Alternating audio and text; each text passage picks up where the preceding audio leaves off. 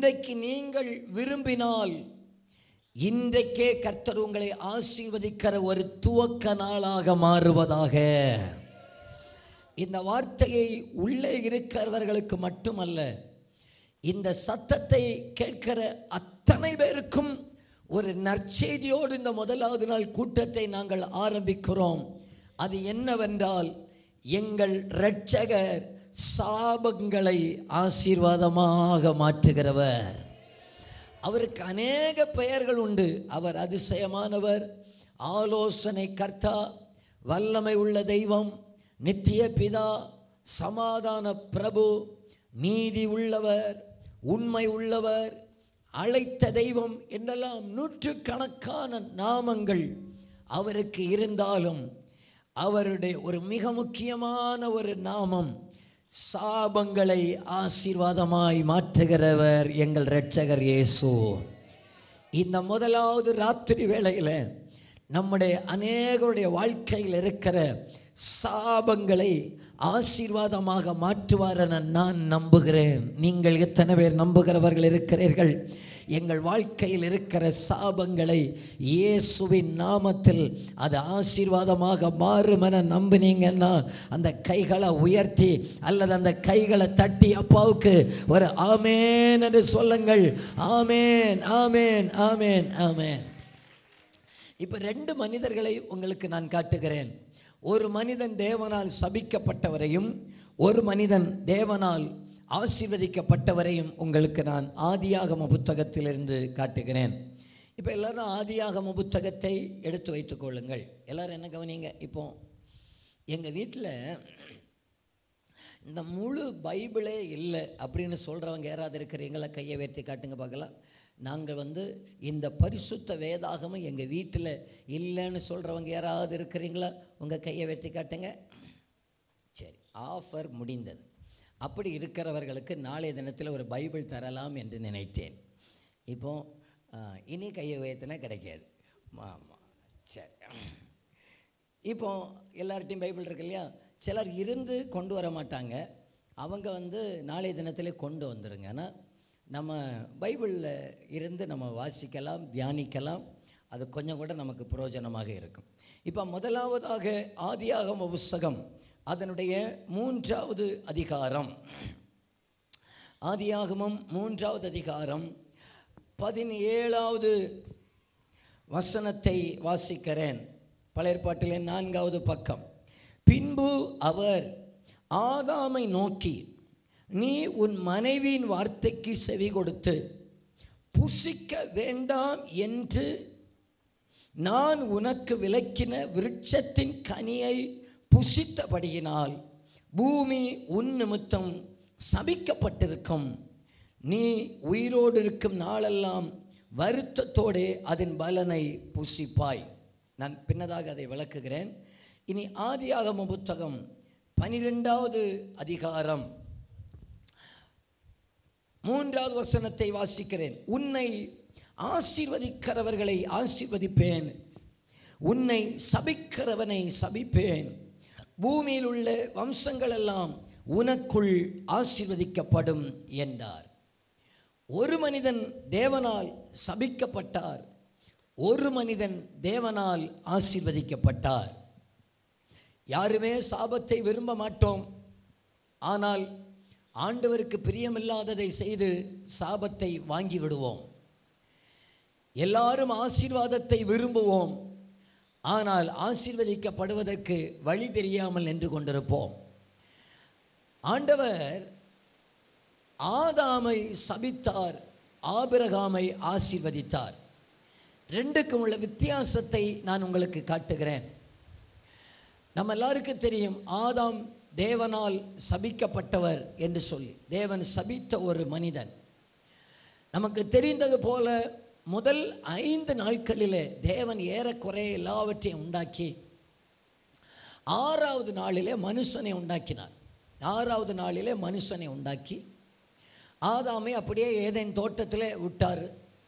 Eden தோட்டத்திலே விட்டு அவருக்கு என்ன செய்ய நினைத்தார்னு சொன்னால், எல்லாவற்றுக்கும் இன்றைக்கி நம்ம பார்க்குற எல்லாத்துக்கும் பேர் வைத்தது அவர் தான். மிருகங்கள், ஊர்வன, பரப்பன எல்லாவற்றுக்கும் அவர்தான் பெயர் வைத்தார்.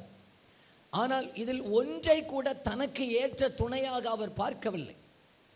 ஆண்டவர் பார்த்தார், இவருக்கு ஏற்ற துணையை உண்டாக்குவோம் என்று சொல்லி இவருக்கு அயர்ந்த நித்திரையை வர பண்ணி விலாவிலிருந்து ஒரு எலும்பை எடுத்து அவருக்கு ஏற்ற ஒரு துணையை உண்டாக்கினார். இவர்கள் 2 பேரையும் ஆண்டவர் ஏதேன் தோட்டத்தில் வைத்து, தோட்டத்தில் உள்ள சகல விருட்சங்களையும் நீங்கள் புசிக்கலாம், ஆனால் தோட்டத்தின் நடுவில் இருக்கிற விருட்சத்தை நீங்கள் புசிக்க வேண்டாம் என ஆண்டவர் அவர்களுக்கு சொல்லியிருந்தார்.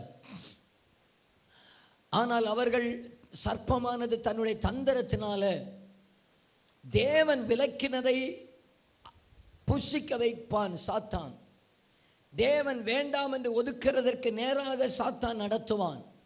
அப்படி நடத்துகிறதான நேரத்தில் அந்த மனித குலத்துக்குள்ளே பாவம் வந்து, பாவத்தினால ஆண்டவர் அவர்களை அழைத்து சபிக்கிறார்.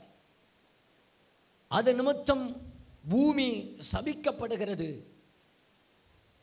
ஒரு மனிதன்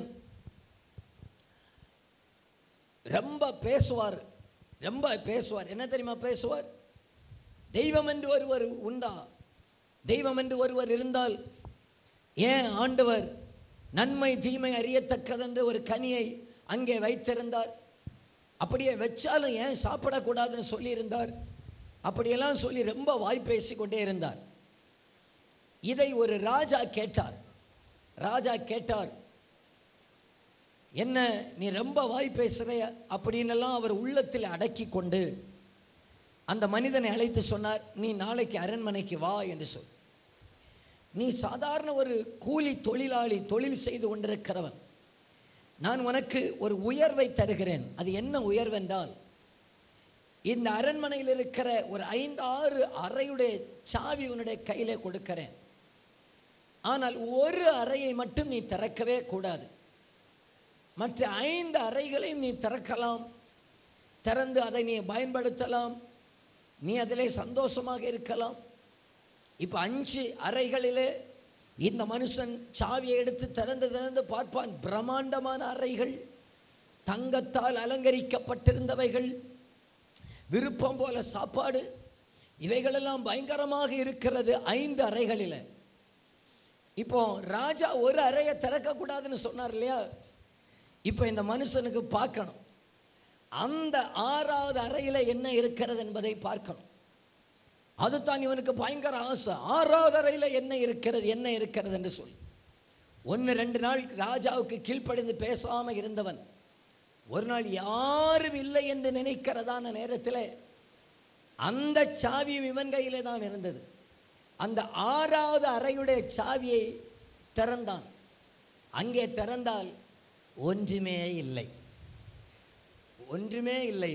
ராஜா அந்த அறைக்குள்ளே ஒரு புறாவை அடைத்து வைத்திருந்தார். அந்த புறா பறந்து வெளியே ஓடிப்போனார். இப்போ அது சுற்றி அரண்மனை முற்றத்தில் போய் விழுந்து கிடக்கிறது. ராஜா நேரடியாக புறாவை எடுத்துக்கொண்டு வந்தார். அவனை பார்த்து கேட்டார், என்னப்பா நீ ரொம்ப அறிவுள்ளவன் போல, ஆண்டவர் ஏன் நன்மை தீமை அறியத்தக்க கனியை வச்சாலும் ஏன் அதை புசிக்கக்கூடாதுன்னு சொன்ன கேள்வி கேட்டுட்டு இருந்த. உனக்கு கூட இந்த அறையை திறக்கக்கூடாதுன்னு சொன்னால் உனக்கு கேட்க முடியல, இனி மேலாலும் இந்த வாக்குவாதம் பண்ணுவதை நிப்பாட்டி விடு என்று சொல்லி. அதே போல நமக்கு இன்றைக்கு பல நேரத்தில் வாக்குவாதங்கள் ஒன்றும் செய்ய வேண்டாம். நாம் ஆசீர்வதிக்கப்படுவதற்குரிய வழியை கர்த்தர் நமக்கு காண்பித்திருக்கிறார். அந்த பாதையிலே கர்த்தர் நம்மை நடத்துவாராக. எத்தனை பேர் நம்புகிறீங்க? எனக்கு சாபம் வேண்டாம், ஆசீர்வாதத்தின் பாதையிலே கர்த்தருடைய ஆவியானவர் எங்களை நடத்துவாராக. வாக்குவாதங்கள் வேண்டாம், ஆண்டவர் ஆசீர்வாதத்தின் பாதையிலே எங்களை நடத்துவாராக. மேட்டிமை வேண்டாம், நான் ஆண்டவரால் சிருஷ்டிக்கப்பட்டவன். சிருஷ்டிக்கப்பட்ட எங்களுக்குள்ளேயே, மனிதனுக்குள்ளேயே இவ்வளவு ஞானத்தை வைத்திருப்பாரே, ஆனால் சிருஷ்டி கர்த்தர் எவ்வளவு அனந்த ஞானம் உள்ளவராக இருப்பார். நான் அவரிடத்தில் பக்கத்தில் இருப்பதற்கு கூட நான் தகுதி இல்லாதவன். சரி, சாபத்தை எப்படி ஒரு மனிதன் தேடிக்கொள்ளுகிறான், அதிலிருந்து எப்படி ஆசீர்வாதத்தை பெற்றுக்கொள்வது என்பதை 3 காரியங்களை உங்களோடு கூட பேசி வேகமாய் பேசி கடந்து செல்கிறேன். இப்போ முதலாவதாக இந்த சாபம் வருவதற்கு காரணம் என்னவென்றால், நாம் எல்லாரும் நினைக்கிறோம் தோட்டத்தில் இருந்த கனியை இவர் சாப்பிட்டுட்டாரு அப்படின்னு சொல்லி.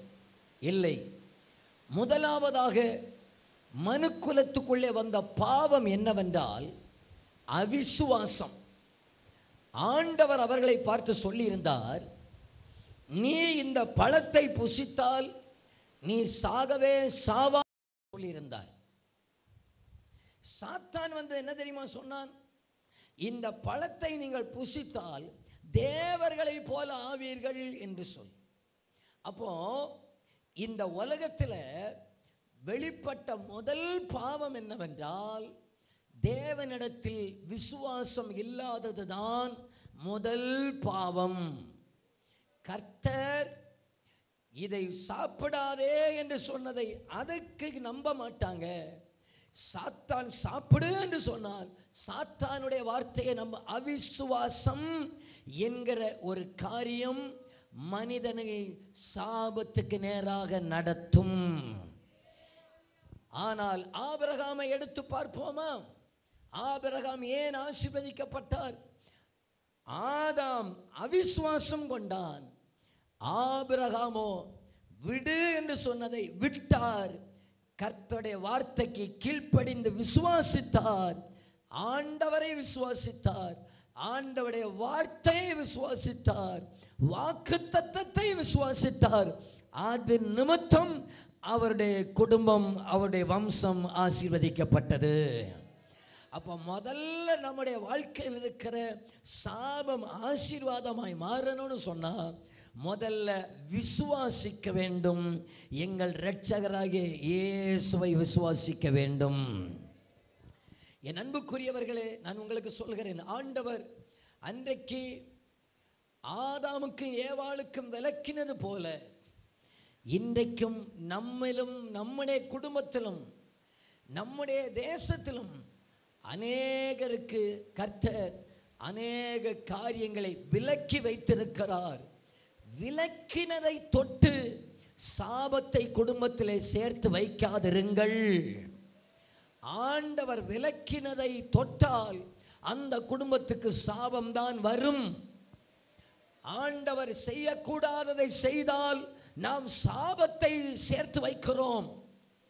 இதை செய்யாதே, இந்த தவறை செய்யாதே என்று நம்ம அறிந்தும் அதை துணிகரமாக செய்தால் அது நமக்கு சாபத்துக்கு காரணமாக இருக்கும். அநியாயமாய் சம்பாத்தியம் சம்பாதித்தால் அது நம்முடைய வாழ்க்கைக்கு சாபத்துக்கு காரணமாக இருக்கும். அன்பு சகோதரர்களுக்கு சொல்லுகிறேன், ஐயாமாருக்கு சொல்லுகிறேன், தேவன் விலக்கினதை தொடாதிருங்கள். அது நமக்கு தேவையில்லை. இது இந்த சாராயம் குடிக்கிறவர்களை பார்க்கிறேன், அது நமக்கு தேவையில்லை.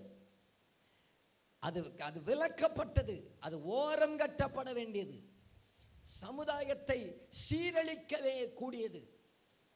அந்த சாராயத்துக்கு அடிமையான ஒரு மனிதனுடைய குடும்பம் நல்லா இருந்ததா சரித்திரமே கிடையாது. ஒரு குடும்பத்தில் சமாதானம் ஏற்பட்டதா சரித்திரமே கிடையாது. நாங்கள் பார்க்கிறோமே, ரொம்ப வேதனைக்குரிய காரியம்.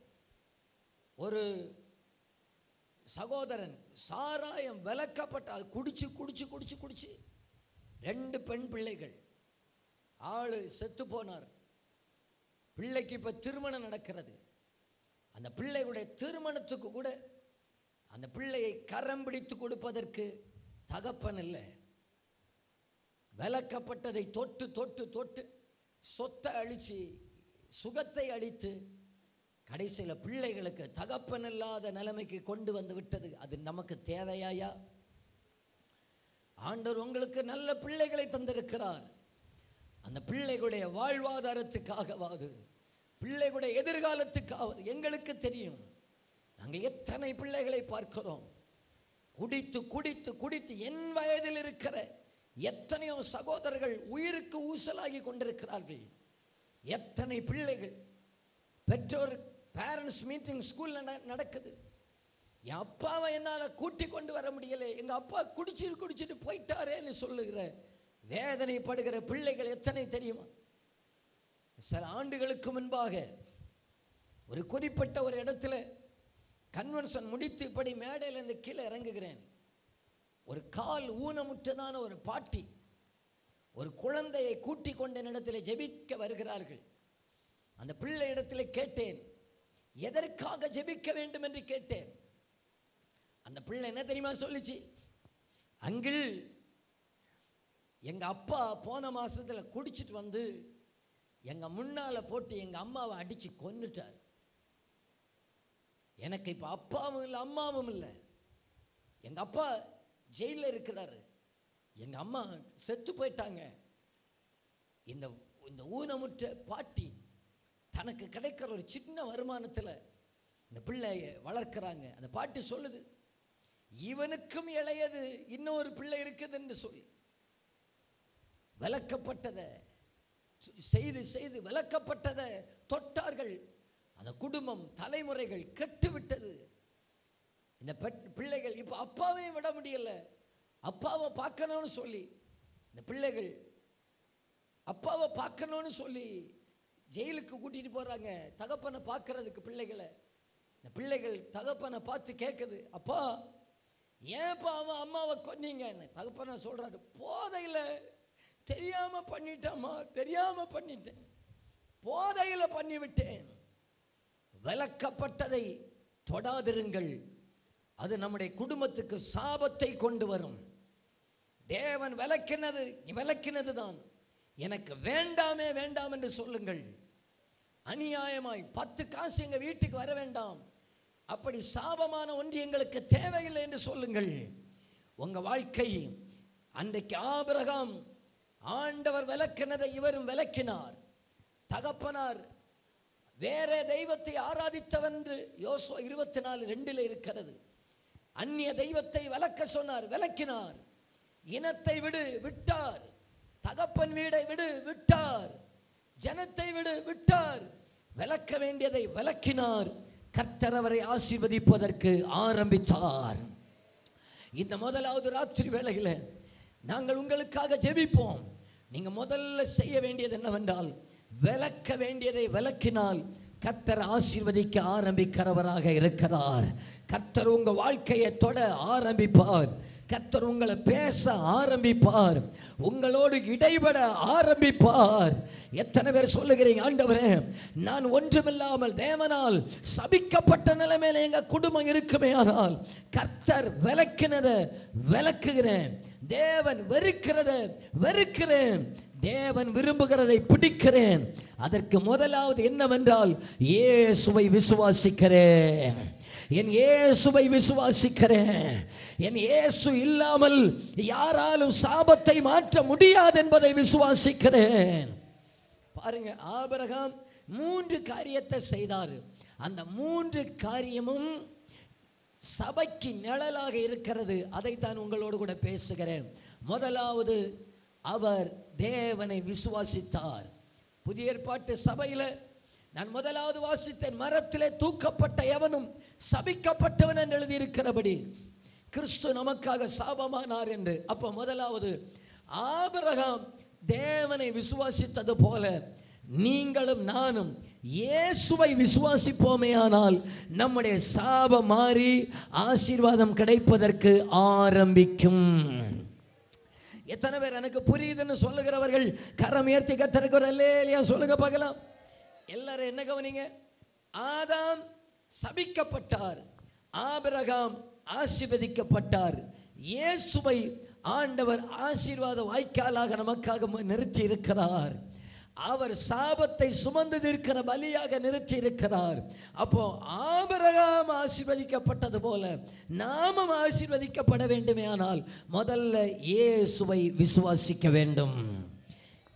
ஆகையினால தான் பவுல் சொன்னார், கர்த்தராகிய இயேசுவை விசுவாசி, அப்பொழுது நீயும் உன் வீட்டாரும் ரட்சிக்கப்படுவீர்கள். பாவத்திலிருந்து ரட்சிக்கப்படுவீர்கள், சாபத்திலிருந்து ரட்சிக்கப்படுவீர்கள், போராட்டத்திலிருந்து ரட்சிக்கப்படுவீர்கள், அந்தகாரத்திலிருந்து ரட்சிக்கப்படுவீர்கள், கடைசியா நித்திய நரக ஆக்கினிலிருந்து ரட்சிக்கப்படுவீர்கள். ஆகையினால நீங்கள் இயேசுவை விசுவாசியுங்கள். முதல்ல இயேசுவை பாருங்க. இயேசுவே, நீர் என் சாபத்தை சுமந்து தீர்த்தவர். வானத்தின் கீழே பூமிக்கு மேலே மனுஷர்களுக்குள்ளே நாம் ரட்சிப்படைவதற்கு இயேசு என்கிற நாமம் அல்லாமல் வேறொரு நாமம் கொடுக்கப்படவில்லை, கொடுக்கப்பட போவதும் இல்லை. இயேசுவை நம்புங்கள், இயேசுவை நம்புங்கள். எத்தனை பேர் நம்புகிறீங்க? என் எந்த இருளில் இருந்தும் என்னை வெளிச்சத்தில் கொண்டு வருவதற்கு என் இயேசு சர்வ வல்லவர் என்று நம்புகிறவங்க அந்த வலது கரத்தை உயர்த்துவர் ஆமென் என்று சொல்லுங்க பார்க்கலாம். என்னுடைய எந்த இயலாமையில் இருந்தும், என்னுடைய எந்த பிரச்சனையில் இருந்தும், எந்த கடைசி கட்டத்தில் மூழ்கி போகிற படகை போல இருக்கலாம் என் வாழ்க்கையில், அந்த நிலைமையில் இருந்தும் எங்கள் கர்த்தரால் எங்களை தூக்கிவிட முடியும். எங்கள் இயேசுவால எங்க இருளை மாற்ற முடியும்.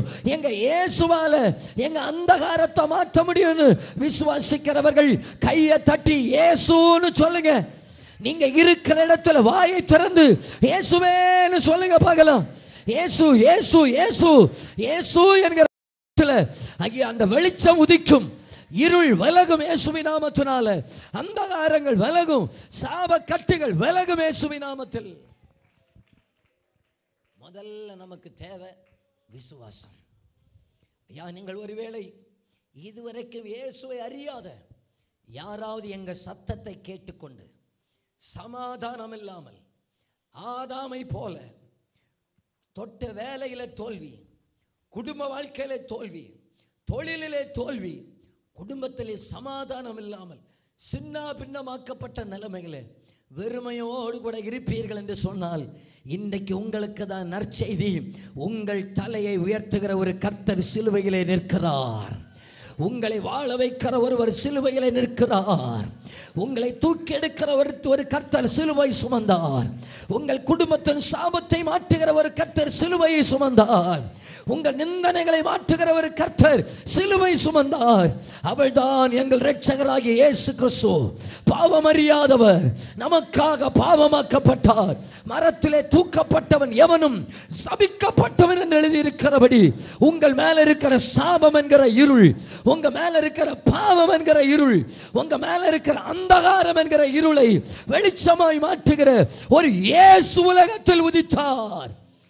அவரை விசுவாசித்தால் உங்க வாழ்க்கையை பிரகாசிப்பிக்க எங்கள் கர்த்தர் வல்லமையுடையவராக இருக்கிறார். உங்க வாழ்க்கையை செழிப்பாக மாற்ற அவர் வல்லமையுடையவராக இருக்கிறார். இருளான வாழ்க்கையை வெளிச்சமாக மாற்ற எங்கள் இயேசு வல்லமையுடையவராக இருக்கிறார். ஒன்றுமில்லாத வாழ்க்கையை நிறைவான நன்மைகளால் மாற்ற வல்லமையுடையவராக இருக்கிறார். வெறும் கையாக வந்தவர்களை பரிவாரங்களோடு ஆசீர்வதிக்கிற எங்கள் இயேசுவுக்கு ஒப்பான வேற ஒரு தெய்வம் இல்லை. இயேசுவுக்கு ஒப்பான வேற ஒரு ராஜா இல்லை. அவர் ராஜாதி ராஜாவும் கர்த்தாதி கர்த்தரும் இரட்சகருமாக இருக்கிறபடியினால் அவர் சாபம் என்கிற இருளை மாற்ற அவர் போதுமானவராக இருக்கிறார். ஒருவேளை நீங்க ஆண்டவரை அறிந்தும் கிறிஸ்தவ குடும்பத்திலே பிறந்தும் ஒரு சமாதானமற்ற நிலைமையில் ஒரு வேதனையோடு கூட இருப்பீர்கள் என்று சொன்னால், இந்த முதலாவது ராத்திரி வேளையில் உள்ளத்திலே கேளுங்கள். நான் இயேசுவை நம்புகிறேன். நான் விளக்க வேண்டியதை விளக்குவதற்கு கர்த்தர் எனக்கு கிருபை பாராட்டுவாராக. நான் இனி விளக்க வேண்டியதை எனக்கு சொல்லித்தாங்கப்பா. நான் விளக்க வேண்டியதை எனக்கு கற்றுத்தாங்கப்பா. நான் விட வேண்டியதை எனக்கு சொல்லித்தாங்கப்பா. நான் விட்டால் என் வாழ்க்கையை வெளிச்சமாக மாற்ற அவர் போதுமானவராக இருக்கிறார். விட்டு விட்டு இயேசுவை பிடிக்கிறேன். விட்டு விட்டு அப்பாவுடைய முகத்தை நோக்கி பார்க்கிறேன். மாற்ற வேண்டியதை மாற்றி விட்டு ராஜாவை பார்க்கிறேன். எல்லாவற்றையும் தூக்கி எறிந்து விட்டு இயேசுவை பார்க்கிறேன். பாரம்பரிய பரியத்தை விடுறேன், பாவத்தை விடுறேன், அந்தகாரத்தை விடுகிறேன், விக்கிரக ஆராதனை விடுறேன். விட்டு விட்டு எனக்காக ஜீவன் தந்த கல்வாரி ராஜாவை பார்க்கிறேன். எனக்காக உயிர் கொடுத்த சர்வ வல்லவரை பார்க்கிறேன், சிலுவை நாதரை பார்க்கிறேன். சிலுவை சுமந்த உருவம், சிந்தின இரத்தம் புரண்டோடுதே நதி போலவே பாய்கின்றதே. நம்பியே சுவண்டை வா, நம்பியே சுவண்டை வா. சிலுவை சுமந்த உருவம், சிந்தின இரத்தம் புரண்டோடிதே நதி போலவே பாய்கின்றதே. நம்பியே சுவண்டை வா, நம்பியே சுவண்டை வா. பொல்லா உலக சிற்றின்பங்கள் எல்லாம் அழியும் மாயை, பொல்லா உலக சிற்றின்பங்கள் எல்லாம் அழியும் மாயை.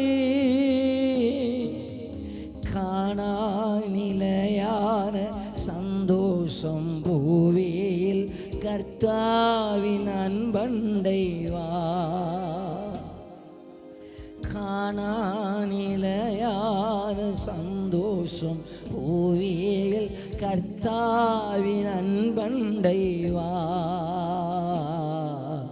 சிலுவை சுமந்த உருவம், சிந்தின இரத்தம் புரண்டோடியே நதி போலவே பாய்கின்றதே.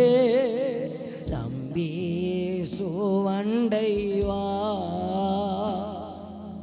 நம்பி சுவண்டை வா. சிலுவை சுமந்த உருவம்,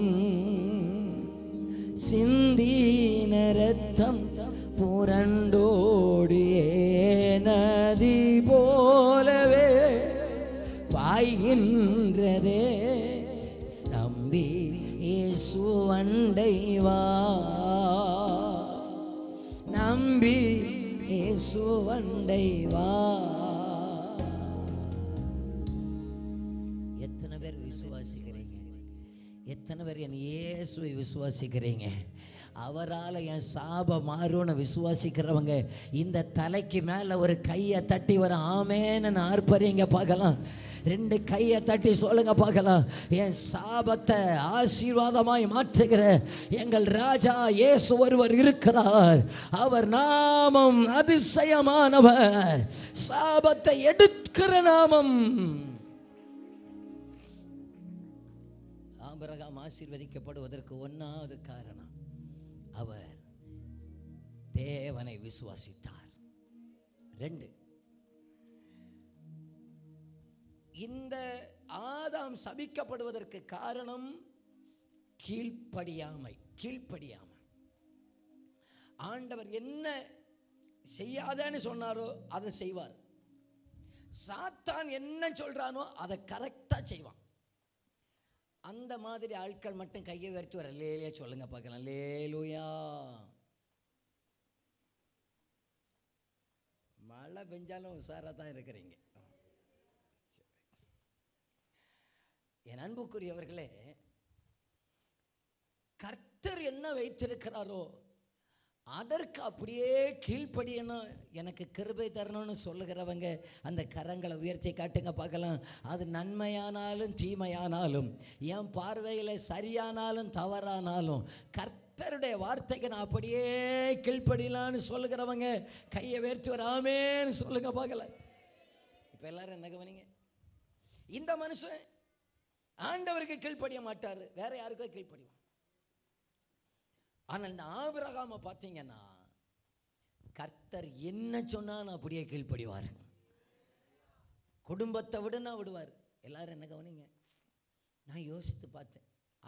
ஆண்டவர் ஆபிரகாமை பார்த்து சொல்கிறாரு, நீ உன் தேசத்தையும் இனத்தையும் தகப்பன் வீட்டையும் விட்டு விட்டு நான் உனக்கு காண்பிக்கும் தேசத்துக்கு போ. இப்போ வீட்டில் மனைவி உண்டு, கொஞ்சம் பொருட்கள் எல்லாம் உண்டு, எல்லாத்தையும் எடுத்துக்கிட்டு கேட்குறாங்க. கிளம்புறார், இவர் வீட்டை விட்டு கிளம்புறார். 2 பேரும் சொந்தக்காரங்க கேட்குறாங்க, ஆபிரகாமே நம்ம கன்னியாகுமரி பாசியில் கேட்டால் கேட்பாங்க, தூரமா யாத்திரை எங்க? அவர் சொல்லுவார், போகிறேன். ஐயோ, அதான் எங்கப்பா போகிற? தெரியாது, ஆனாலும் போகிறேன். ஐயோ எப்போ நீ எங்கே போகிற? போகிற இடம் என்னதென்று அறியாது இருந்தான்னு இருக்கு பைபிளில். ஆனால் ஒன்று மட்டும் எனக்கு தெரியும், அவருடைய வார்த்தைக்கு நான் கீழ்ப்படிந்து போகிறேன்னு மட்டும் தெரியும். ஆகையினால என்னை என் சந்ததியை என் கர்த்தர் ஆசீர்வதிக்கிறவராக இருக்கிறார். இன்னைக்கு நம்ம ஜெனரேஷனில் கன்னியாகுமரி மாவட்டம், கேரளா இந்த பகுதிகளில் எல்லாம் குறிப்பாக இந்த பெந்தகோஸ்துக்காரங்கள் எல்லாம் என் அப்பன் ஆசீர்வதிப்பதற்கு காரணம் என்னன்னு தெரியுமா? எங்கள் பிதாக்கள் ஆபிரகாமை போல இறங்கி வந்தவங்களாக்கும். எத்தனை பேர் தெரியுமா எங்கள் பிதாக்களை பார்த்து சொன்னாங்க, நீ அங்கேயா போகிற, பிள்ளைக்கு நல்ல கல்யாணம் நடக்காதுன்னு சொன்னாங்க, அங்கே நல்ல மாப்பிள்ளை கிடைக்காதுன்னு சொன்னாங்க, நீ அங்கேயா போறன்னு கேட்டாங்க. அதையும் தாண்டி அவங்க கண்ணுக்கு ஒன்றும் தெரியாவிட்டாலும் ஆவியோடு உண்மையோடும் எங்கள் அப்பனை ஆராதிக்க போகிறோம். ஆவியோடு உண்மையோடும் சர்வ வல்லவரை ஆராதிக்க போகிறோம். அவருடைய முகத்தை பார்த்து நாங்கள் இறங்கினதுனால இன்னைக்கு எங்களையும் எங்கள் தலைமுறைகளையும் எங்கள் தகப்பன் உயர்த்தி வைப்பதற்கு காரணம், ஆசீர்வதிப்பதற்கு காரணம் என்ன தெரியுமா? எங்க பெற்றோர்கள் கண்டு அல்ல, ஏதாவது கிடைக்கும் அவருடைய வார்த்தைக்கு அப்படியே கீழ்ப்படிந்து இறங்கினதுனால இன்றைக்கு ஆவிக்குரியவருடைய தலைமுறைகளை என் ராஜா உயர்த்தி வைத்து அழகு பார்க்கிறார். ஆவியோடு உண்மையோடும் வெறும் சாணி மெழுகிற தலையிலையும் பாயிலையும் வந்து உட்கார்ந்து முழங்காலில் நின்று சர்வ வல்லவரை துதித்த ஒரு குடும்பம் கூட இன்னைக்கு கெட்டு போகிற சரித்திரத்தில் இடமல்ல. வெறுமையா இருந்தோம், ஒரு கூரை வீட்டில் இருந்தோம், அத்தனை நிலைமைகளை ஆண்டவர் மாற்றி இருக்கிறார். அத்தனை நிலைமைகளை ஆண்டவர் மாற்றி வைத்து உயர்த்தி வைத்ததற்கு காரணம் எங்க பிதாக்களுடைய கீழ்ப்படிதலாக்கும். ஆமாதானா? எத்தனை பேர் அதை நம்புகிறீங்க? எங்க பிதாக்களுடைய கீழ்ப்படிதல் எங்களுக்கு ஆசீர்வாதத்தை கொண்டு வந்துச்சு. நான் இப்ப சொல்றேன் ஐயா, ஆண்டவர் வார்த்தைக்கு நீங்க உத்தமமா கீழ்ப்படிந்து பாருங்க, உங்க நிமித்தம் தலைமுறைகளை உயர்த்தி வைத்து அழகு பார்க்கிறவராக இருக்கிறார். தலைமுறைகளை வாழ வைத்து அழகு பார்க்கிறவராக இருக்கிறார். குடும்பம் உங்க கூட வேலை பார்க்கிறவங்க எல்லாம் தப்பு பண்ணலாம், ஆனா நான் வசனத்துக்கு கீழ்ப்படிந்து தப்பு பண்ண மாட்டேன்னு நில்லுங்க. இன்னைக்கு தலை குனிந்தது போல இருக்கும், நாளைக்கு தலையை உயர்த்தி தான் வைப்பாரே தவிர தலை குனிய விடவே மாட்டார், தலை குனிய விடவே மாட்டார். கர்த்தருடைய வார்த்தைக்கு கீழ்ப்படுகிறதுனால ஆரம்பம் அற்பமாக இருக்கலாம், முடிவு சம்பூரணமாக இருக்கும், முடிவு மகிமையாக இருக்கும், முடிவு மேன்மையாக இருக்கும். மனுஷனுக்கு கீழ்ப்படியாதவனுக்கு ஆரம்பம் நல்லா இருக்கும் பார்த்துடுங்க, ஆனா முடிவு நல்லா இருக்காது. கீழ்ப்படுகிறவருக்கு ஆரம்பம் நல்லா இருக்காது, ஆனா முடிவு மகிமையா இருக்கும், முடிவு மேன்மையா இருக்கும். சோத்திரம். இதுவரைக்கும் உங்களுக்கு ஆண்டவருடைய வார்த்தைக்கு கீழ்ப்படிய தோணலன்னு சொன்னா, இந்த 2024 வருஷத்திலே கீழ்ப்படிவதற்கு கர்த்தர் உங்களுக்கு திறந்த மனதை தருவாராக. வார்த்தைக்கு அப்படியே கீழ்ப்படியுங்க. நம்ம மட்டும் ஆபிரகாமுடைய இடத்துல இருந்தா 4 கேள்வி அது கேட்டிருப்போம். எங்க போகணும்? முதல்ல இடத்தை காட்டுங்க. அங்க ஆடுக்கு, நான் எனக்கு இருந்தா இல்லைன்னா கூட பிரச்சனை இல்லை, நான் மேய்க்கிற ஆடுக்கு தண்ணியும் புல்லும் உண்டா? ஒரு 4 கேள்வியாவது நமக்கு இருந்திருக்கும். ஆனா இந்த மனுஷனுக்கு ஒரு கேள்வியும் இல்லை. எங்க போகிறோன்னு கூட தெரியல.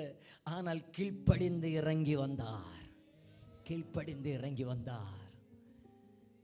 ஆண்டவர் ஞானஸ்நானம் எடுக்கணும்னு என்கிட்ட சொன்னா, மறு கேள்வி, எடுக்கலன்னா என்ன, செய்யலன்னா என்ன?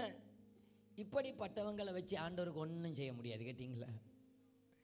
அப்படி அவர் சொல்லிட்டாரு, நான் கீழ்ப்படுகிறேன். இந்த கானா ஒரு கல்யாண வீட்டில் இந்த தண்ணி ரசமா மாறிச்சா இல்லையா? மாறிச்சு. இந்த பாத்திரத்தில் ஒருத்தன் தண்ணியை ஊற்ற சொன்னார் பார்த்தீங்களா ஆண்டவர். பாவம், அந்த மனுஷனுக்கு பேர் இல்லை. நான் அடிக்கடி நினச்சி பார்ப்பேன். ஆண்டவர் சொன்னார், இதில் தண்ணி பச்சை தண்ணினால இதை நிரப்புன்னு சொல்லி இந்த ஜாடிகளை தண்ணியால் நிரப்பும். ஆனால் இதுவரைக்கும் இந்த இயேசுடைய வாயிலிருந்து ஒரு அற்புதம் கூட நடந்ததில்லை. இன்னைக்கு நம்மகிட்ட ஊற்றுன்னு சொன்னால் ஊற்றுவோம். ஏன்னு சொன்னால் ஏற்கனவே அற்புதம் நடந்திருக்கிறது நமக்கு தெரியும். இவரால் ஒரு அற்புதம் கூட நடந்ததில்லை. என்றாலும் குடத்தை தூக்கிட்டு ஒருத்தன் போனான் பாருங்க, கீழ்ப்படிஞ்சான் பாருங்க. நல்லதோ தீயதோ, இன்னும் சொல்ல போனால் அந்த காலத்தில் மாம்சத்தின்படி பார்த்தா இயேசுக்கு 30 வயசு தான் ஆச்சு. 30 வயசு தான் ஆச்சு. என்னாலும் அவருக்கு கீழ்ப்படிவோன்னு சொல்லிட்டு ஒருத்தன் வந்தான் பார்த்தீங்களா?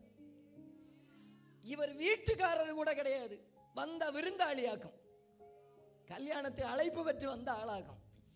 என்றாலும் அவருடைய வார்த்தைக்கு கீழ்ப்படிவோன்னு சொல்லிட்டு ஒருத்தன் குடத்தை தூக்கிட்டு போனா பாருங்களே.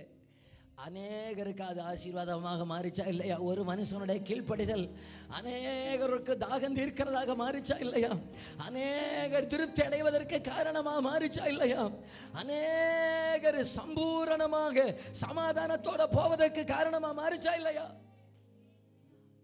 என் அன்புக்குரிய பெற்றோர்களே, நம்ம இந்த வார்த்தைக்கு அப்படியே கீழ்ப்படிஞ்சா நம்முடைய பிள்ளைகளை உயர்த்தி வைத்து அழகு பார்க்கிற அப்பாவை உணர்கிறவங்க ஒரு கையை தட்டி ஒரு ஆமேன்னு சொல்ல மாட்டீங்களா?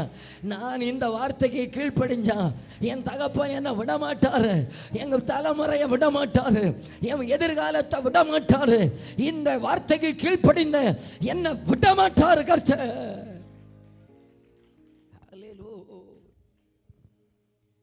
நாங்கள் முன்னால் விபிஎஸ் டைரக்டராக நான் இருந்த காலத்தில் குழந்தைகளுக்கு படித்து கொடுத்த ஒரு பாட்டு ஞாபகத்து வருகிறது. கீழ்ப்படிந்தால் வந்திடலாம் மேல்படி, கீழ்ப்படிந்தால் வந்திடலாம் மேல்படி. உங்களுக்கு தெரியும், நான் இல்லை, நீ பாடி பாடி நின்னாச்சுன்னா 10 மணி வரைக்கும் நிற்பேன் பாடி பாடி. ஆகையினால் அடுத்த மழைக்கு முன்னால் உங்களை வீட்டுக்கு அனுப்புக்கு தான் நான் பார்க்குறேன். நமக்கு மீதி உள்ள காரியங்களை நாளையிலேருந்து பார்க்கலாம். எல்லாரும் இருக்கிறீங்களா சந்தோஷமா? இப்போ கொஞ்சம் சந்தோஷம் வந்து முடிக்கிறாருன்னு சொன்ன உடனே இல்லையா? சரி, நல்ல சந்தோஷமா கையை உயர்த்தி கர்த்தருக்கு ஒரு இல்லையே சொல்லிருங்க பார்க்கலாம். நம்ம இன்னைக்கு கீழ்ப்படிந்தான் கர்த்தர் நம்மை மேல் படியில கொண்டு வந்து நிறுத்தி அழகு பார்க்கிறவராக இருக்கிறார். சோத்திரம் சொல்லுங்க, சோத்திரம் சொல்லுங்க, சோத்திரம் சொல்லுங்க பார்க்கலாம். அந்த வலது கரத்தை உயர்த்தி நல்ல அப்பாவுக்கு வாயை திறந்து சோத்திரம் சொல்லுங்க பார்க்கலாம். சோத்திரம் சோத்திரம் சோத்திரம் சோத்திரம் சோத்திரம் சோத்திரம் சோத்திரம். இனி 3 கொஞ்சம் நல்லா கவனிங்க. டெய்லி தோட்டத்தில் உலாவி வருகிறார். யார் கூட? இந்த ஆதாம் ஏவாளு கூட. வானம் பூமி அண்ட சராசரங்களை உண்டாக்கின தெய்வம். பரலோகத்தில் இவரை பாட கேருபீன்கள் உண்டு, சேராபீன்கள் உண்டு, தூதர்கள் உண்டு, மூப்பர்கள் உண்டு, ஜீவன் இதெல்லாம் உடையதான தெய்வம். அந்த மேன்மையை விட்டுவிட்டு இவர்களோடு கூட உலாவுவதற்கு காரணம் என்னவென்றால் மனுக்குலத்தின் மேல அவர் வைத்த அன்பு. அந்த அன்புக்கு பேர் என்ன தெரியுமா? அந்த அன்புக்கு பேர் தான் அநாதி சிநேகம் என்ற அன்பு. ஒன்றும் எதிர். அநாதி என்றால் காலங்களுக்கு முன்ன. அநாதி சிநேகத்தால் உன்னை சிநேகித்தேனப்பா. அந்த அன்பை அந்த மனுஷன் இழந்துட்டார். அந்த ஆதாம் தெய்வத்தை நேசிக்கல, தெய்வ அன்பை சந்தேகித்தான். அது அவருக்கு சாபமாக மாறிவிட்டது. ஆபிரகாமோ நம்புறீங்களா? எல்லாத்தையும் விட ஆபிரகாம் தேவனை நேசிச்சாருன்னு எத்தனை பேர் நம்புகிறீங்க? சிலருக்கு நம்ப முடியல இல்லையா? நம்ப முடியலன்னு நான் காட்டுறேன். ஆதியாகமம் 22வது அதிகாரத்தை எடுங்க. ஆதியாகம புத்தகம் 22வது அதிகாரம் முதல் 2 வசனத்தை வாசிக்கிறேன். இந்த காரியங்கள் நடந்த பின்பு தேவன் ஆபிரகாமை சோதித்தார். எப்படி எனில், அவர் அவனை நோக்கி ஆபிரகாமே என்றார். அவன் இதோ அடியேன் என்றான். அப்பொழுது அவர், உன் புத்திரனும் உன் ஏகசுதனும் உன் நேசகுமாரனுமாகிய ஈசாக்கை, என்னெல்லாம் உங்கள் வலது கை உயர்த்துங்க பார்க்கலாம். இப்படி நான் சொல்கிற போல சொல்லுங்க. புத்திரன் கேட்கல, ஏகசுதன், நேசகுமாரன். ஒரு பிள்ளைக்கு எத்தனை பட்டம் உண்டு? 3 சொல்லுங்க சத்தமா. புத்திரன், ஏகசுதன், நேசகுமாரன் என்று பாராமல் மோரியா தேசத்துக்கு போய் அங்கே நான் உனக்கு குறிக்கும் மலை ஒன்றின் மேல் அவனை தகன பலியாக பலியிடு என்றார். சரி, இப்போ கொண்டு போய் பலியிடுறதுக்கு கட்டையில் வச்சதும் சத்தம் கேட்குது. பிள்ளையின் மேலே கை போடாதானே சத்தம் கேட்குது. அப்போ 12வது வசனத்தை வாசிங்க பார்க்கலாம். அப்பொழுது அவர், பிள்ளை ஆண்டான் மேல் உன் கையை போடாதே, அவனுக்கு ஒன்றும் செய்யாதே, நீ அவனை உன் புத்திரன் என்றும் ஏகசுதன் என்றும் பாராமல். அப்போ ஒரு பேர் இங்கே மிஸ் ஆகுதே. எந்த பேர் மிஸ் ஆகுது? உன் புத்திரன் என்றும் உன் ஏகசுதன் என்றும். நேசகுமாரன் எங்க போச்சு? அந்த பட்டம் எங்க போச்சு? முதல்ல சொன்னார், நீ உன் புத்திரன், ஏகசுதன், நேசகுமாரன். இப்ப பலி வச்ச பிறகு சொல்றாரு, உன் புத்திரன் ஏகசுதன் தான். நீ உன் பிள்ளையை விட என்னதான் நேசிக்கிற, என்னதான் நேசிக்கிற. கையை தட்டி அப்பாவுக்கு ஒரு ஆமேன்னு சொல்ல மாட்டீங்களா? உரிகிறவர்கள் நல்ல கையை தட்டி அல்லேலூ அல்லேலூயா அன்பு கூறுவே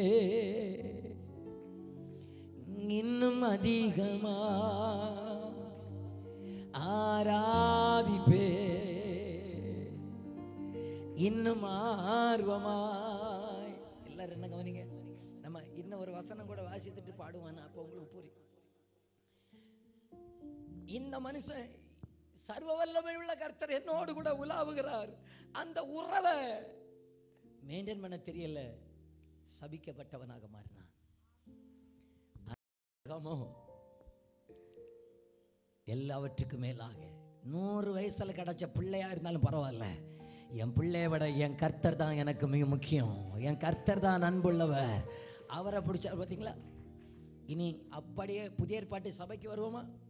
1 கொரிந்தியர் 16:22 ஒருவன் கர்த்தராகிய இயேசு கிறிஸ்துவினிடத்தில் அன்பு கூறாமற் போனால் அவன் சபிக்கப்பட்டவனாக இருக்க கடவன். கர்த்தர் வருகிறார். எப்படியப்பா சாபம்?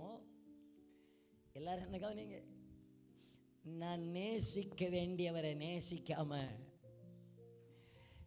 என் சர்வ வல்லவரை நேசிக்காம வேற யாரையாவது நேசிச்சா எனக்கு கிடைக்கிறது சாபமாக்கும். அப்போ ஆதாமில் நஷ்டமாகி போன 3 தேவன் ஆபிரகாமில் கண்டார். அப்போ புதிய ஏற்பாட்டு சபைக்கு ஆபிரகாம் ஒரு நிழலாக இருக்கிறார். அவர் தேவனை விசுவாசித்தது போல, முதல்ல நான் ஆசீர்வதிக்கப்பட வேண்டுமே ஆனால் நான் மரத்திலே தூக்கப்பட்ட இயேசுவை விசுவாசிக்க வேண்டும். 2வது, நான் ஆசீர்வதிக்கப்பட வேண்டுமே ஆனால் ஆபிரகாம் கீழ்ப்படிந்தது போல நான் சர்வ வல்லமையுள்ள ராஜாவுடைய வார்த்தைக்கு கீழ்ப்படிய வேண்டும். 3வது, நான் ஆசீர்வதிக்கப்பட வேண்டுமே ஆனால் நான் காண்கிற எல்லாவற்றையும் விட, எல்லாரையும் விட அவரையே நேசிக்க வேண்டும். அவரையே நேசிக்க வேண்டும். இஸ்ரவேலே கேள், கற்பனைகளில் எல்லாம் பிரதான கற்பனை என்ன? உன் முழு இருதயத்தோடும், முழு ஆத்மாவோடும், முழு பலத்தோடும், முழு சிந்தையோடும் தேவனிடத்தில் அன்பு கூறுவாயாக. நான் அப்படி அன்பு கூற ஆரம்பிப்பேனே ஆனால் நான் இயேசுவிடத்திலிருந்து வருகிற ஆசீர்வாதத்தை பெற்றுக்கொள்ளுவேன். ஐயா, இனியும் ஆண்டவருக்கு விரோதமாகவே பேசி ஆண்டவருடைய வார்த்தைக்கு கீழ்ப்படிய மாட்டேன் என்று கடின உள்ளத்தோடு கூட எனக்கு என்ன ஆனாலும் இவர் தேவையில்லைன்னு சொல்லி அவிசுவாசத்தோட தலைமுறைக்கும் சாபத்தை சேர்த்து வைக்கிறவர்களாக இருக்க போகிறீர்களா? இல்லை, என் சாபம் என்னோடு கூட ஒளிந்து போகட்டும், நான் இன்று முதல் ஆபிரகாமுடைய ஆசீர்வாதங்களுக்கு சுதந்திரவாளியாக மாறுவதற்கு அது இயேசுவால தான் முடியும்னு சொன்னா, எனக்கு இந்த இயேசு வேணும் அப்பா, எனக்கு இந்த இரட்சகர் வேணும் அப்பா, இந்த சமாதான கேடுகளை மாற்றுவதற்கு இயேசு மட்டும்தான் முடியும்னு சொன்னா, எனக்கு இந்த இயேசு வேணும் அப்பா, என் வாழ்க்கையில் இருக்கிற இருளை மாற்றுவதற்கு இயேசுவால தான் முடியும்னு சொன்னா, எனக்கு இந்த இயேசு வேணும் என்று சொல்லுகிறவர்கள் அந்த வலது கரத்தை உயர்த்துங்க பார்க்கலாம். என் வாழ்க்கைக்கு எல்லாவற்றுக்கு மேல இயேசுதான். எபினேசரே எபினேசரே, இதுவரையில் உதவி நீரே, இதுவரையில் உதவி நீரே, உம்மை முழு உள்ளத்தோடு ஆராதிப்பே, முழு பலத்தோடு அன்பு கூர்வே, ஆராதனை ஆராதனை ஆராதனை ஆராதனை.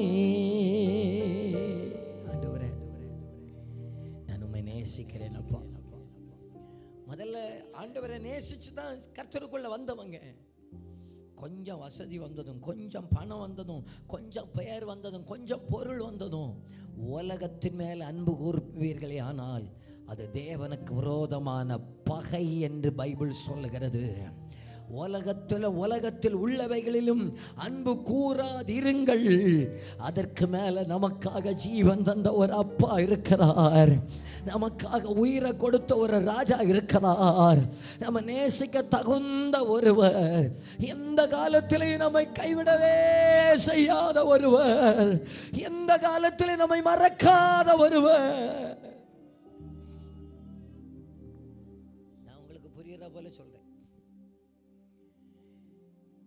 இன்னைக்கு ஆண்டவர் நம்மளை ஊழியத்தில் நடத்த ஆரம்பித்த பிறகு நம்மை நேசிக்கிற கொஞ்சம் வேற ஆண்டவர் தந்திருக்கலாம் இல்லையா? நம்மை ஆசீர்வதித்த பிறகு நம்மை விசாரிக்கிற சிலர் ஆண்டவர் தந்திருக்கலாம் இல்லையா? ஆனால் ஒன்றும் இல்லாத காலத்தில் நான் தனி மரமாக இருக்கும் போதே என்னை நேசித்த ஒரு கர்த்தர் ஒருவர் உண்டு. இவர்கள் எல்லாரும் அறியப்படுவதற்கு முன்பாகவே நம்மை கண்ட ஒரு கர்த்தர் உண்டு.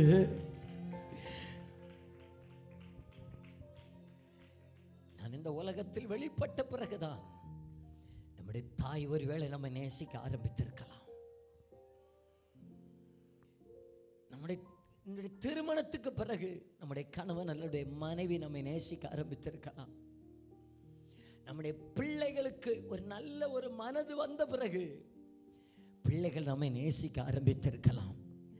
ஆனால் இது எல்லாவற்றுக்கும் முன்பாக ஒரு அவயம் உருவாவதற்கு முன்பாகவே, ஒரு சரீரமாக, ஒரு மாமிசமாக இருக்கும்போதே, தாயின் கர்ப்பத்தில் இருக்கும் போதே நம்மை சிநேகித்த ஒரு அப்பன் உண்டு பார்த்தீங்களா? நமக்கு உருவங்கள் தோன்றுவதற்கு முன்பாகவே, நமக்கு சாயல் உண்டாவதற்கு முன்பாகவே, நமக்கு நிறம் வருவதற்கு முன்பாகவே, உலகம் நம்மை அறிவதற்கு முன்பாகவே நம்ம நேசித்த ஒரு நேசர் உண்டு பார்த்தீங்களா? அவர் நம்மை பார்த்து கேட்கிறார், என்னை நேசிக்கிறாயா? இவர்கள் எல்லாரை விட, எல்லாவற்றை விட நீ என்னில் அன்பா இருக்கிறாயா என்று கேட்கிறாருங்க.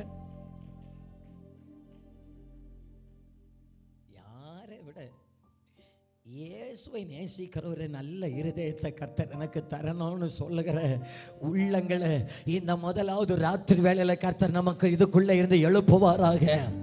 அவர்கள் தேவனால் ஆசீர்வதிக்கப்படுவார்கள். அவர்கள் தேவனால் ஆசீர்வதிக்கப்படுவார்கள்.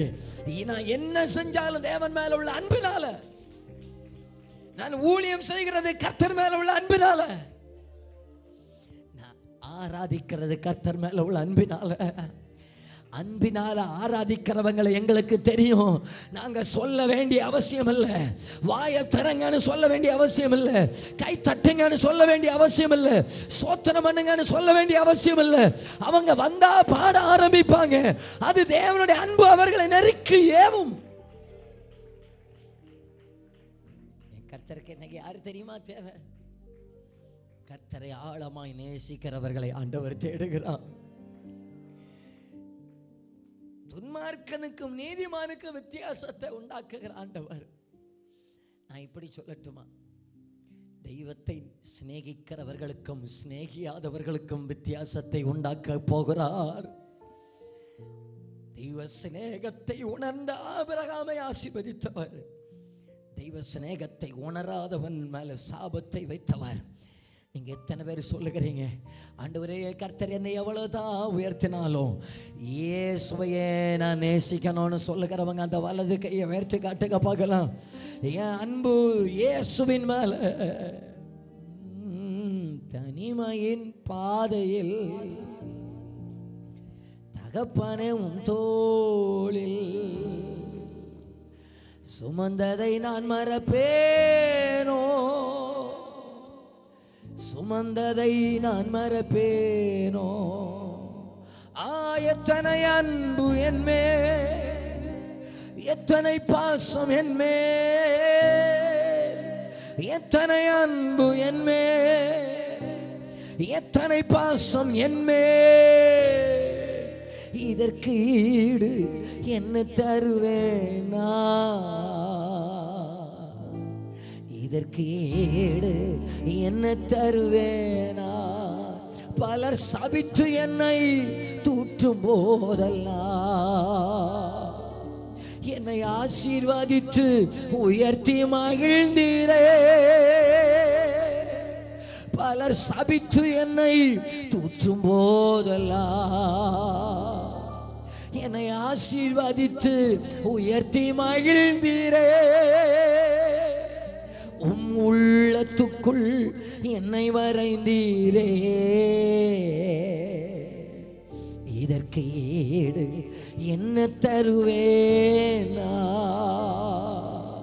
உங்க உள்ளத்துக்குள் என்னை வரைந்தீரே. இதற்கு ஈடு. ரெண்டு கையை உயர்த்தி சொல்லுங்க, எத்தனை அன்பு என்மே, எத்தனை பாசம் என்மே, எத்தனை அன்பு என்மே, எத்தனை பாசம் என்மே. இதற்கு ஈடு என்ன தருவேனா? இதற்கு ஈடு என்ன தருவேனா? இதற்கு ஈடு என்ன தருவேனா? இதற்கு ஈடு. எல்லாரும் அப்படி எழுந்து நிற்கலாம். எல்லாரும் எழுந்து நிற்கலாம். எல்லாரும் கண்களை மூடி இந்த வலது கரத்தை பரலோகத்துக்கு நேர உயர்த்தலாம். கர்த்தருக்கு முன்பாக நம்மை நாமே ஆராய்ந்து பாருங்கள். என் வாழ்க்கையில் இருக்கிற சாபம் என்ன? என் வாழ்க்கையில் இருக்கிற சாபத்தின் வல்லமை என்ன? ஒருவேளை சமாதானம் இல்லாத ஒரு சாபத்தில் இருக்கிறீங்களா? தரித்திரம் என்கிற சாபத்தில் இருக்கிறீர்களா? மரண கட்டுகள் என்கிற சாபத்தில் இருக்கிறீர்களா? இன்னைக்கு ஆண்டவரை பார்த்து சொல்லுங்க, என் சாபத்தை மாற்றுகிற இரட்சகருக்கு முன்பாக வருகிறேன். அப்படியே ஆண்டவரை பார்த்து சோத்திரம் பண்ண ஆரம்பிங்க. அண்ணே, அக்கா, தங்கச்சி, அம்மா, ஐயா, நீங்க இருக்கிற இடத்துல ஏசப்பா என் நிலைமையை மாற்ற உம்மால முடியும் என்பதை நம்புறப்பான்னு சொல்லுங்க. என் நிலைமையை மாற்ற முடியும், என் இயேசுவால என் நெருக்கத்தை மாற்ற முடியும், என் பிரச்சனையை மாற்ற முடியும், என் கஷ்டத்தை மாற்ற முடியும், என் வேதனையை மாற்ற முடியும். நான் இயேசுவை நம்புகிறப்பா. எங்க குடும்பத்தில் இருக்கிற பிரிவினை என்கிற சாபம் மாறட்டோப்பா. எங்க குடும்பத்தில் இருக்கிற வேதனை என்கிற சாபம் மாறட்டோப்பா. மாறி மாறி வருகிற வீண் நஷ்டங்கள் என்கிற சாபம் மாறட்டோப்பா. தரித்திரம் என்கிற சாபம் மாறட்டோப்பா. நாங்க எதுல கீழ்ப்படினுங்கிறத எங்களுக்கு போதிச்சிருங்கப்பா. உம்மை நேசிக்காததினால் வந்த சாபங்கள், உம்மை மறந்ததினால் வந்த சாபங்கள், உம்மை விட்டு விலகினதினால் வந்த சாபங்களை எடுத்து போடுங்க ஆண்டவரே.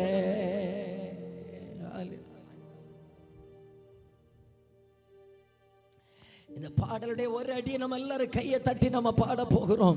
அன்பு கூறுவேன் என்ற பாடலை எல்லாரும் கையை தட்டி பாடுகிறதான நேரத்தில் ஒரு தேவனுடைய வல்லமையால அவர் நம்மை மூடுவார். சாபம் என்கிற இருள் நம்ம சிரசிலிருந்து எடுக்கப்படுகிறத உணர்வீங்க. எல்லாரும் சகோதரர்கள், ஐயமார் எல்லாரும் என் கூட சேர்ந்து கையை தட்டி பாடலாமா?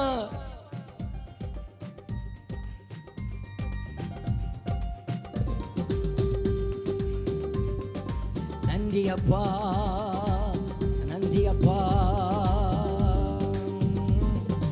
அன்பு கூறுவேன் இன்னும் அதிகமாய், ஆராதிப்பே இன்னும் ஆர்வமாய். அன்பு கூறுவேன் இன்னும் அதிகமாய், ஆராதிப்பே இன்னும் ஆர்வமாய். உம்மை முழு உள்ளத்தோடு ஆராதிப்பே, முழு பலத்தோடு அன்பு கூறுவே.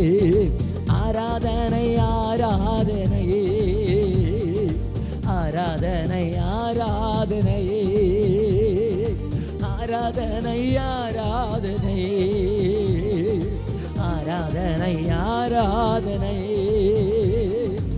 எபினேசரே, எபினேசரே, இதுவரையில் உதவி நீரே.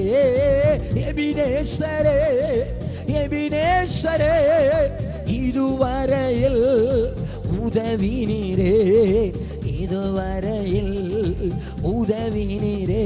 உம்மை முழு உள்ளத்தோடு, ஆமென், முழு பலத்தோடு அன்பு கூறுவே. ஆராதனை ஆராதனை, ஆராதனை ஆராதனை, ஆராதனை ஆராதனை, ஆராதனை ஆராதனை. எல்ரோயி, எல்ரோயி, என்னை கண்டீரே நன்றி ஐயா. எல்ரோயி, எல்ரோயி, என்னை கண்டீரே நன்றி ஐயா. என்னை கண்டீரே நன்றி ஐயா. உம்மை முழு உள்ளத்தோடு கிருபை பெருகட்டும் ஆண்டவரே. ஆராதனை ஆராதனை, ஆராதனை ஆராதனை, ஆராதனை ஆராதனை, ஆராதனை ஆராதனை. நேசரின் ரத்தம் என் மேலே நெருங்காது சாத்தான். நேசரின் ரத்தம் எங்கள் மேலே நெருங்காது சாத்தான். பாசமாய் சிலுவையில் அவருடைய ரத்தத்தின் வல்லமை, சாபங்களை மாற்றுகிற ரத்தத்தின் வல்லமை. பாசமாய் சிலுவையில் பலியானார், சாபத்தை வென்று விட்டார். இயேசு பாசமாய் சிலுவையில் பலியானார், பாவத்தை வென்று விட்டார். இயேசு பாசமாய் சிலுவையில் பலியானார், சாபத்தை வென்று விட்டார். பாசமாய் சிலுவையில் பலியானார், சாபத்தை வென்று விட்டார். இயேசு பாசமாய், இயேசுவின் நாமத்தில், ஆவியிலே, ஆத்துமாவிலே, சரீரத்திலே அவருடைய இரத்தத்தின் வல்லமை இப்பொழுது இறங்கி வருவதாக.